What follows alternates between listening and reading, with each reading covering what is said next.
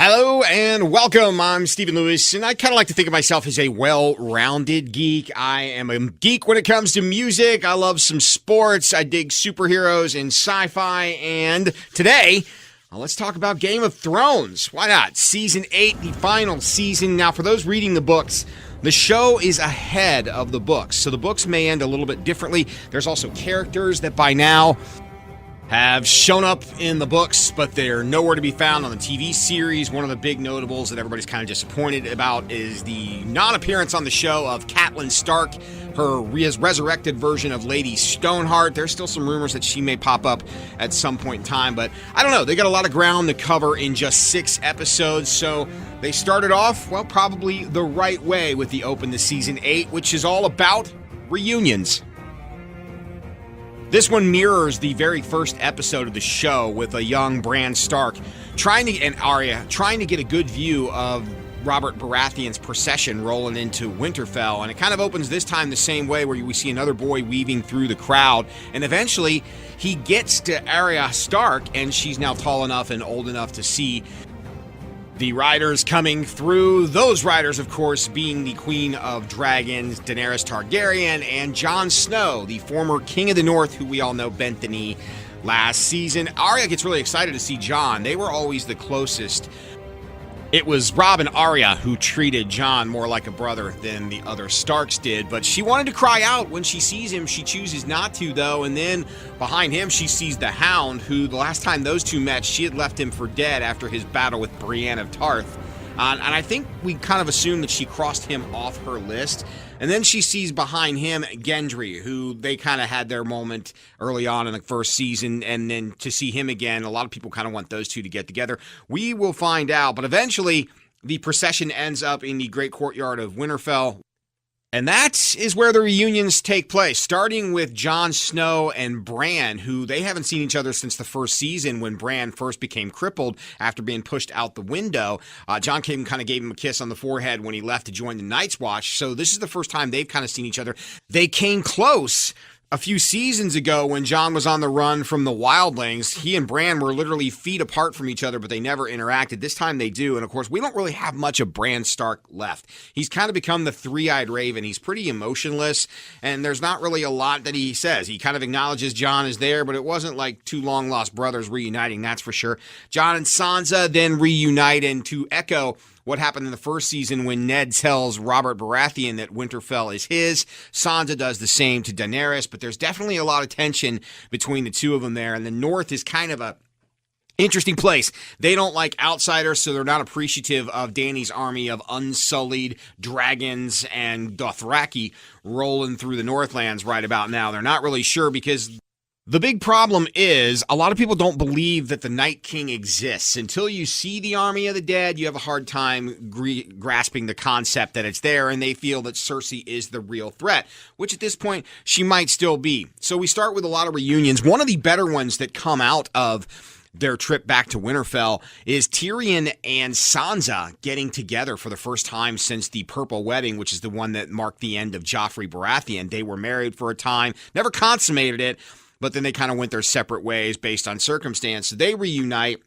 and it was kind of an interesting short scene, but interesting enough to where Tyrion says that Cersei had committed troops, and Sansa's like, I'm shocked that you believed her. You used to be the most clever man that I knew, and then just kind of walks away, leaving Tyrion in the window there staring at Bran, and they kind of have a eyes lock for a second. I'm not sure where they're going with this. There's a lot of foreshadowing there. I don't like what they're doing with Tyrion. He used to be the guy who just drank and know things, but over the last couple of seasons, he's made some really poor decisions when he was named Daenerys' hand to the king and when he was kind of taking over Meereen for a while. And there's a lot of rumor out there that Tyrion is going to be the one to betray Jon and Dany because, if you remember last season, he goes off on his own with Cersei, figures out she's pregnant. They have a conversation that we never see on camera, so you never know what's going to happen there. But I kind of feel like they're making Tyrion out to be the bad guy.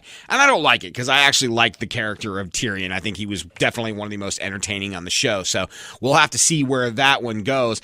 The other big reunion that came from Winterfell was the reuniting of Jon and Arya. They finally meet, and she sneaks up on him when he's at one of the weirwood trees, and he's kind of surprised. And, they hug immediately, and then, he's happy to see that she still has the sword needle, which he gave her before he left. And then he asks if she'd used it, and she said once or twice, which is kind of a joke considering how many times she's actually killed people over the course of the last couple of seasons. And I don't think Jon really grasped the concept of what kind of training she's had and how much of a little badass she has become.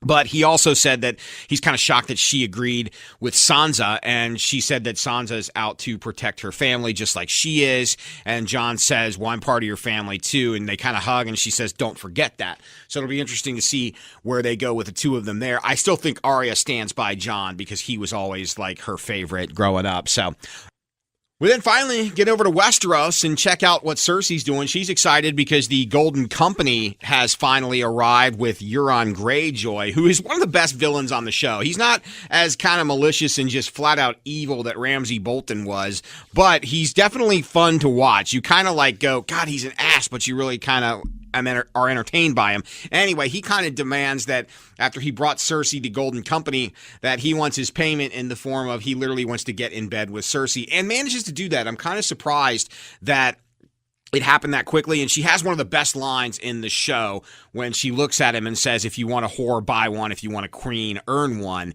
And I guess he did enough to earn it, but it'll be curious to see if Euron actually betrays Cersei or not, because as of right now, Cersei's kind of on her own. She's got the Mountain, she's got Qyburn, and she lost Jaime and Tyrion, or at least for now, she lost Tyrion. So we'll see what happens, but she definitely has plans for Euron and the Golden Company, and she's kind of waiting she was happy to hear that the dead broke through the wall. She's kind of hoping they wipe out Winterfell, and then she'll be able to sweep in and take over what's left and still sit on the Iron Throne. The sad thing about what's going on with Cersei this year is because all the action is going to take place in Winterfell, at least for a while with the battle and everything, we're not going to get much of Cersei over the next couple of episodes because she's not really involved in the fray, so to speak. It's a shame that we don't get as much of her because she is a fantastic villain and a fantastic character overall. But she definitely has plans in order, and they involve our favorite Bronn, who is one of the funniest characters on the show. He is in a brothel when Qyburn catches up to him, hands him the crossbow that Tyrion used to kill Tywin, their father, and says that Cersei wants him to go and kill not just Tyrion with that crossbow, but also Jaime too. So apparently Jaime has really fallen from graces. She offers Bronn a lot of gold to do it.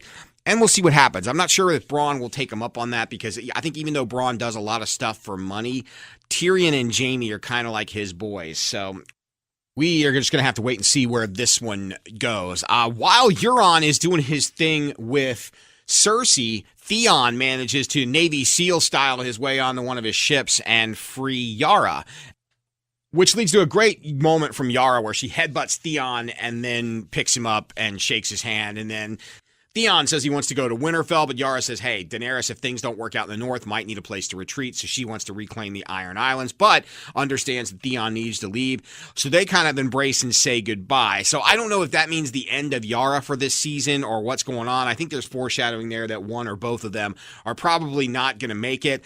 One of the biggest complaints of this episode is this all felt rushed, and I kind of forgive them because only doing 6 episodes, they've got a lot of ground to cover, and this is one episode that I think they used just to put all the chess pieces in place, so to speak, and kind of lay out where everybody is going to be. So I think they needed to fast forward to freeing Yara to get her back to the Iron Islands and to get Theon into Winterfell where they kind of want him to be. So rushed, yes, but I think that's kind of how they had to do it. One of the big speculations this season is whether or not Jon Snow would ride a dragon. And we got the answer to that right away in season 1. Him and Daenerys go on a little pleasure cruise through the mountains, and he takes her to where he hunted as a kid. And it was cool to see him ride the dragon because only Targaryens are supposedly able to ride a dragon. Now, we saw last season where the dragons didn't immediately burn him alive. They kind of took to him a little bit. This time around, he actually gets on the back and rides one, so I don't know if we will see more of that as the season progresses. But it also was good to show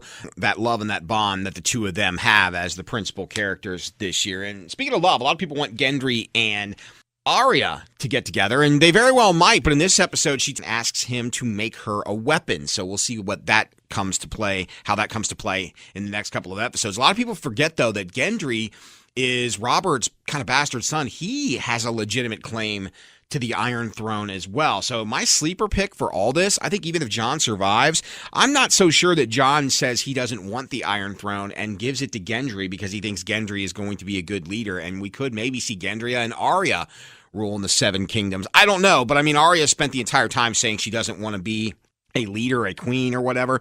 So that might be what happens in the end. She ends up sitting on the throne. Who knows? We also, one of the best scenes in this first episode comes from Daenerys when her and Jorah Mormont seek out Samwell Tarly just to thank him for saving Jorah from the stone disease that he had, the grayscale that he had last season. And then you come to the revelation that we all knew. Last season, if you remember, Daenerys executed Sam's brother and father on the battlefield when they refused to bend the knee. Tyrion did not like this at all, and it kind of, you could see the rift starting to form between the two of them. But now Sam finds out that she executed both of them, and John Bradley does a phenomenal performance in how he takes this, and the acting is fantastic. And he immediately rushes out after hearing this, and he's not so crazy about Daenerys. The other thing that comes of this is you see Sam, before Daenerys gets there, reading a lot of books that he'd taken from the Citadel. So will that come into play? I don't know. I don't know if they would have mentioned him reading them if there wasn't something important in them. So he walks outside and he finds Bran, who immediately says he's just out here waiting for an old friend, who at first I thought was Sam, but we'll get back to that later. Bran immediately tells Sam that, hey, you need to tell Jon who his parents are. So Sam enters the Winterfell crypts, where he sees Jon in front of the statue of Ned Stark talking, and Sam immediately tells him what Daenerys did. And he said that, as a ruler, I've executed people too. And she said, but you've also spared them. And he said, I wasn't a king then. And then Sam says, yes, you are. You always have been. And he proceeds to tell Jon that his true father is Rhaegar Targaryen and his mother is Lyanna Stark, and that he has never been a bastard and he is the heir to the Iron Throne. Jon has a hard time accepting it, and then he gets mad at Ned when he says, so my father, the most honorable man I've known all my life, has lied to me. And Sam says, no, he did it to protect you, because if he didn't, you'd already be dead by now. And it starts to sink in for Jon. I think we get the realization that not only does he start to believe it, but he realizes, wait a minute, there must be Targaryen blood in me if I was able to ride the dragon. So we'll see what Jon does with this information. But the best scene in this episode, there was no dialogue whatsoever. We just get a shadowy figure kind of riding into Winterfell.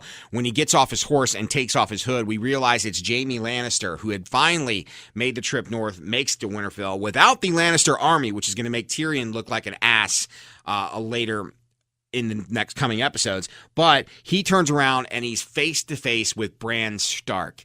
And that's the friend that Bran was waiting for. So we'll see what happens. I think Bran kind of doesn't care anymore because he's not really Bran. He's more the three-eyed raven.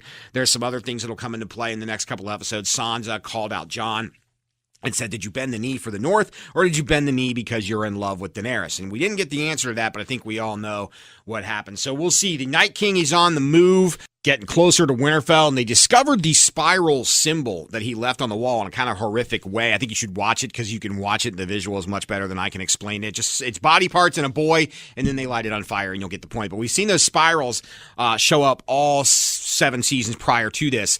So now it'll be interesting to see what those actually mean. But if you look at it next to the sigil of House Targaryen, which is the dragon, it kind of resembles one of those. I guess we'll find out eventually. All things will be answered. They got a lot of ground to cover. I think this first episode was a good way to kind of lay the pieces out and see what's going to happen, and then we'll figure out what happens next. The big battle this season is going to happen in season 3, or in episode 3. That is supposed to be better than the Battle of the Bastards, so they got a lot of work to do there. But Game of Thrones is back, off to a good start. Comments, thoughts, theories, questions, let me know in the comments below. Hit me up. Love to hear what your thoughts were on the first episode of season 8 of Game of Thrones. The final season has finally been here after over almost 600 days off the air. It is officially back. So if you're not on board with Game of Thrones yet, you got a lot of binge watching to do between now and next week. If you are on board, then hey, you're as fired up as the rest of us are. Thanks for watching. Thanks for listening.